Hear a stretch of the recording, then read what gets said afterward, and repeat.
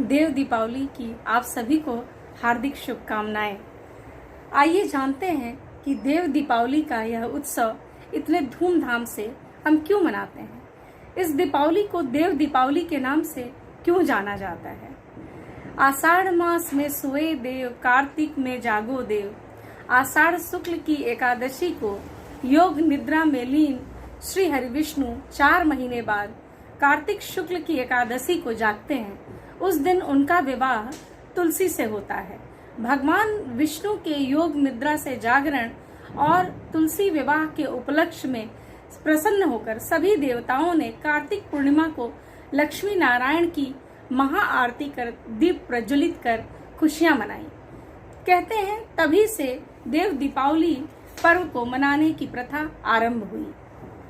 विष्णु महापुराण की एक अन्य कथा और साथ ही शिव महापुराण के एक अन्य कथा के अनुसार कार्तिकेय जी द्वारा तारकासुर के वध के पश्चात उसके तीनों पुत्रों ने ब्रह्मा जी की बड़ी ही घनघोर तपस्या की। प्रसन्न होकर ब्रह्मा जी उपस्थित हुए और कहा कि वर मांगो। उन्होंने कहा कि उनके लिए 3 पुरियों का निर्माण किया जाए और वे तीनों पुरियां जब एक अभिजीत नक्षत्र में हो तो कोई क्रोधजित अत्यंत शांत भाव से और विशेष बाण के द्वारा विशेष रथ पर सवार होकर आए, तभी वो उनकी जो है वध करने में सफल हो। ब्रह्मा जी ने कहा तथास्तु।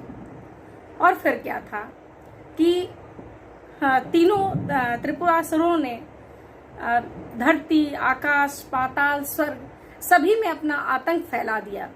चारों ओर त्राहि त्राहि होने लगी, धरती डोलने लगी उनके आतंक से।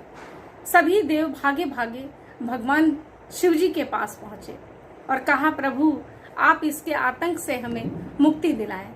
इसके बाद भगवान शिव ने त्रिपुरासुर का वध कर और उसके आतंक से देवताओं को मुक्त किया।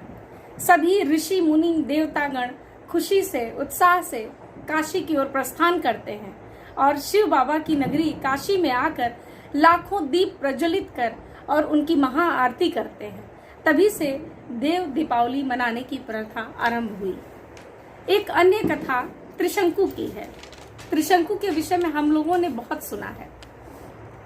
कहते हैं महर्षि विश्वामित्र ने उन्हें अपने तपोबल से स्वर्ग भेज दिया।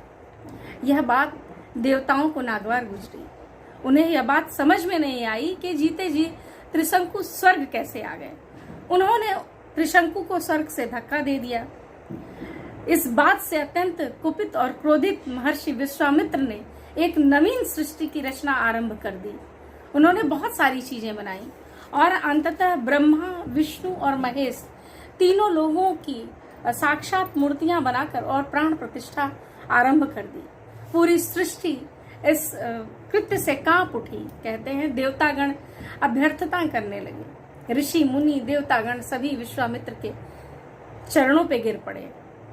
तभी उनकी अभ्यर्थना से प्रसन्न होकर, उनके अनुनय विनय से प्रसन्न होकर महर्षि विश्वामित्र के ने अपने नवीन सृष्टि के संकल्प को, विचार को त्याग दिया।